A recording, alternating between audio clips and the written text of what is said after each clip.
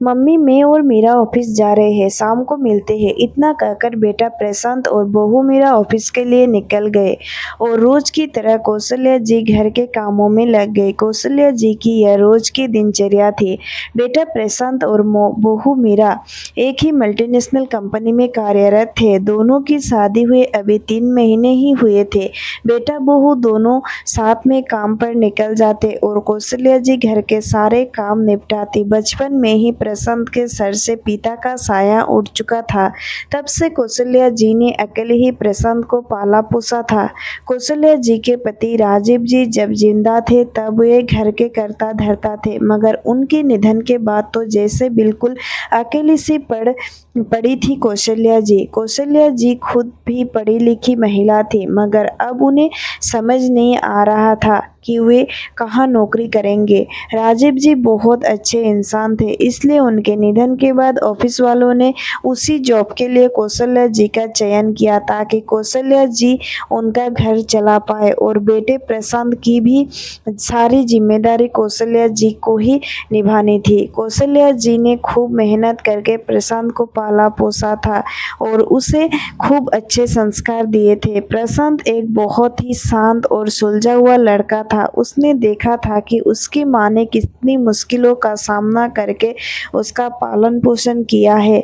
उसने पढ़ लिख कर अच्छा मुकाम हासिल कर लिया ताकि उसकी माँ को अब इस उम्र में आराम मिल पाए। कौशल्या जी घर के नौकरी के साथ साथ प्रशांत और घर को भी अच्छे से संभालती थी, मगर प्रशांत ने बड़े होकर घर के सारे जिम्मेदारी संभाल ली और कौशल्या जी को घर पर रहकर आराम करने को कहा। मीरा भी प्रशांत के ऑफिस में ही काम किया करती थी। वही दोनों एक दूसरे से प्यार हुआ और दोनों ने शादी करने का फैसला कर लिया था। मीरा बहुत मॉडर्न लड़की थी। वह एक संपन्न मायके की बेटी थी, बहुत लाड़ प्यार से पली बड़ी। पहले कौशल्या जी को थोड़ी चिंता हुई कि वह हमारे घर में एडजस्ट कर पाएगी या नहीं, मगर जब मीरा कौशल्या जी से मिलने आई तब उसने अपनी मीठी मीठी बातों से कौशल्या जी का मन मोह लिया और कौशल्या जी को भी बेटे की पसंद बहुत अच्छी लगी थी और उन्होंने धूमधाम से दोनों की शादी करवा दी।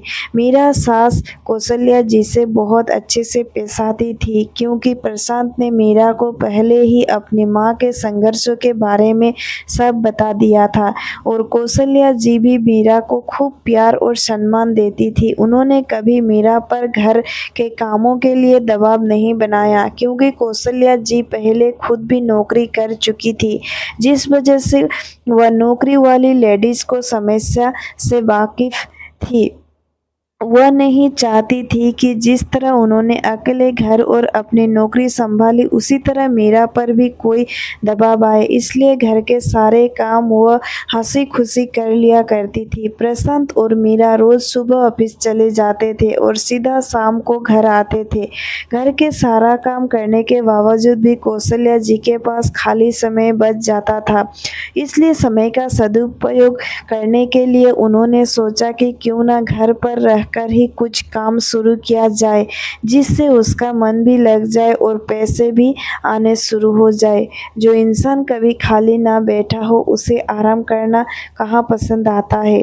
कौशल्या जी ने घर पर रहकर ही व्यस्त रहने का जुगाड़ कर लिया। उन्होंने खाना बनाना बहुत पसंद था। जब वे ऑफिस जाती थी तब उनके बनाए खाने से ऑफिस का सारा स्टाफ उनके टिफिन के प्रति अपना आकर्षण कम नहीं कर पाता था और सब उनके बनाए खाने को बहुत तारीफ करते थे। बस फिर क्या, कौशल्या जी ने अब टिफिन बनाने का बिजनेस शुरू करने का मन बना लिया। जब उन्होंने प्रशांत और मीरा से यह सारी बात कही तो दोनों ने इस काम को करने से मना कर दिया और बोले, अब इस उम्र में इतना काम करने की क्या जरूरत है। मगर कौशल्या जी अपना समय काटने के लिए काम शुरू कर दिया। कौशल्या जी को टिफिन बनाने के ऑर्डर आने शुरू हो गए और वह लोगों को खाना बना बना कर देने लगे, मगर प्रशांत को माँ का यूं लोगों को खाना बनाकर देना पसंद ना था। वह बोला, माँ आपको क्या यहाँ कोई कमी है क्या जो आप यह काम कर रही हो? इस पर कौशल्या जी बोली कि वे व्यस्त रहना चाहती है बस, और बदले में अगर 2 पैसे मिल जाते हैं तो इसमें क्या बुरा है।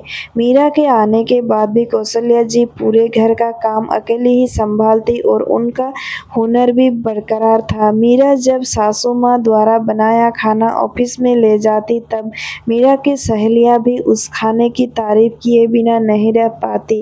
तब मीरा कहती, अरे यार, ये जो औरतें घर में खाली बैठी रहती है उन्हें खाना बनाने के सिवाय आता ही क्या है। हमारी तरह नौकरी भी तो नहीं करनी पड़ती इनको, तो कम से कम खाना तो ढंग का बनाएंगी ही ना।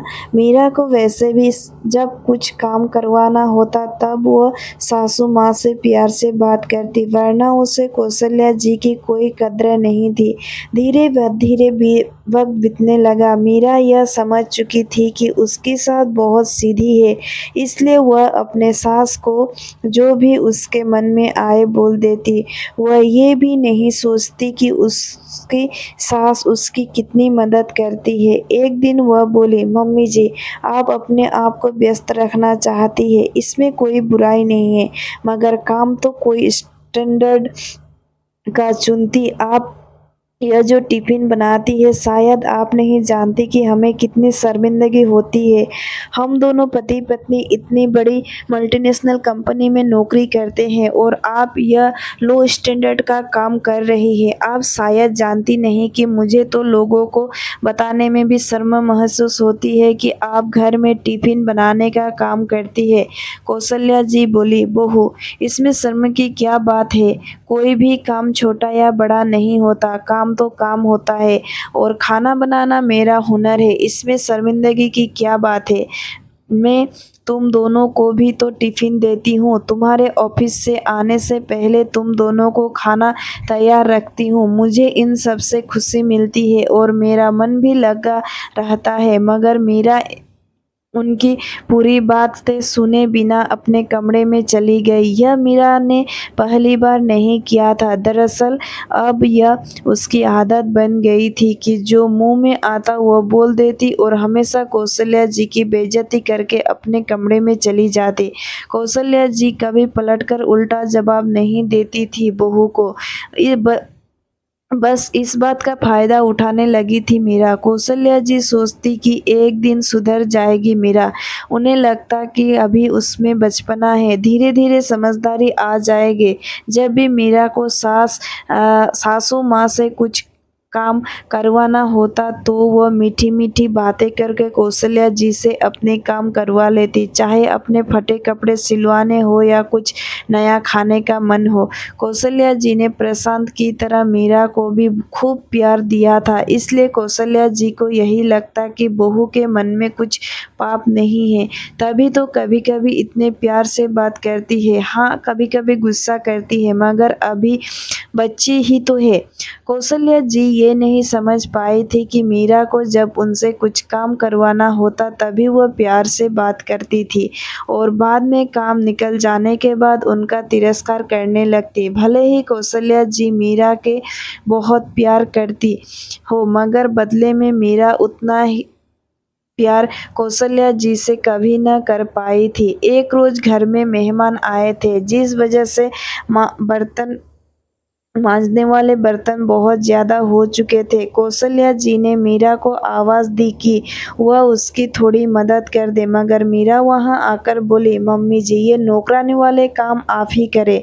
मुझे ऐसे काम करके अपने हाथ नहीं खराब करने हैं, और वैसे भी आपका क्या है, आपको दिन भर यहीं काम करने हैं। मुझे तो कल सुबह ऑफिस भी जाना है, आप तो यही घर में रहने वाली है। यह सब सुनकर कौशल्या जी को बहुत दुख हुआ और उन्होंने सारे बर्तन अकेले मांजे। कौशल्या जी के सोच के विपरीत मीरा में कोई सुधार तो नहीं आ रहा था, बल्कि वह और अधिक मुंहफट होती चली जा रही थी। दूसरे ही दिन मीरा अपनी कुछ सहेलियों को घर ले आई। कौशल्या जी ने उनको आदर से बैठाया और चाय नाश्ता लाने अंदर चली गई। मीरा की सहेली उर्मिला बोली, वाह मीरा, तेरे तो मजे हैं, ऐसी गाय जैसी सास मिली है तुझे। तू यहाँ आराम से बैठी है और वह रसोई में नाश्ता लाने गई है। और सब सहेलियां ठहाके लगाकर हंस पड़ी। मीरा बोली, हाँ, मैं बहुत लकी हूँ सास के मामले में। यूँ तो हर जगह सास बहू को सुनाती है, मगर मेरे केस में उल्टा है। यहाँ मैं मेरी सास पर भारी पड़ती हूँ, घर का सारा काम और इनसे करवाती हूँ और खुद मजे करती हूँ। अब इन गंवार औरतों का यही काम रह जाता है, घर के सब काम करना। कौशल्या जी ने मीरा की सारी बातें सुन ली थी। आज उन्हें अपने कानों पर विश्वास नहीं हुआ। उन्होंने मीरा को अपनी बेटी से बढ़कर प्यार दिया, मगर बदले में वह बस इस घर की नौकरानी बनकर रह गई थी। कौशल्या जी जैसे ही बाहर आए, सभी चुप हो गए। कौशल्या जी ने चाय नाश्ता टेबल पर रखा और बोली, लेडीज, मैं खुद भी पहले जॉब कर चुकी हूँ और नौकरी के साथ साथ घर भी संभालती थी और आज भी घर पर टिफिन बनाने का काम करती हूँ। मीरा काम से थक जाती होगी, यही सोचकर मैं हमेशा उसका सारा काम हंसी खुशी कर देती हूँ। मेरे बेटी बहू के पैसे पर बिल्कुल आश्रित नहीं हूँ। हाँ, यह बात और है कि कुछ लोग हमारे साथ रहकर हमारे प्यार का नाजायज फायदा उठाते हैं। कौशल्या जी मीरा से बोली, बहू, कल से तुम अपना टिफिन खुद बनाना, अपने फटे कपड़े खुद सिलना और हाँ, हर संडे तुम्हें कुछ नया खाने का मन होता है वह भी खुद बनाना। मीरा की सब सहेलियां की नज़रों में मीरा की सास की इज्जत और बढ़ गई थी। वे सब अब मीरा को उपहास की दृष्टि से देख रही थी। मीरा बोली, माँ सॉरी, मेरे बोलने का मतलब वैसा कुछ नहीं था। मीरा ने सोचा, जिस तरह वह हमेशा अपनी सास को मीठी मीठी बातों में फंसा लेती है, वैसे ही इस बार भी उन्हें पटा लेगी। मगर उसके विपरीत आज कौशल्या जी मीरा की बात सुने बिना ही बोली, बहू, ताली एक हाथ से नहीं बजती। प्यार और सम्मान पाने के लिए पहले प्यार और सम्मान देना भी होता है। अगर कोई तुम्हारी कड़वी बातें सुनकर भी उसका जवाब ना दे तो उसका मतलब कतई ये नहीं होता कि वह बेवकूफ़ है। इसका मतलब यह होता है कि वह तुम्हें अब भी मौके दे रहा है, मगर आज तुमने सारी हदें पार कर दी। मैं अभी एक पढ़ी लिखी युवती हूँ, मगर फिर भी मुझे घर के काम करने में कोई शर्म नहीं महसूस हुई। तुम आजकल की लड़कियाँ 2-4 किताबें पढ़कर अपने आप को बहुत मॉडर्न समझती हो और हम जैसे लोगों को गंवार, क्योंकि हम रिश्तों के मर्यादा बनाए रखते हैं, घर के काम खुशी खुशी करते हैं, कभी अपनी पढ़ाई या नौकरी का किसी पर रोब नहीं झाड़ते। मगर ये भूल गई थी कि तुम जैसे लोगों को कितना भी प्यार दिया जाए, तुम लोग नहीं सुधरते।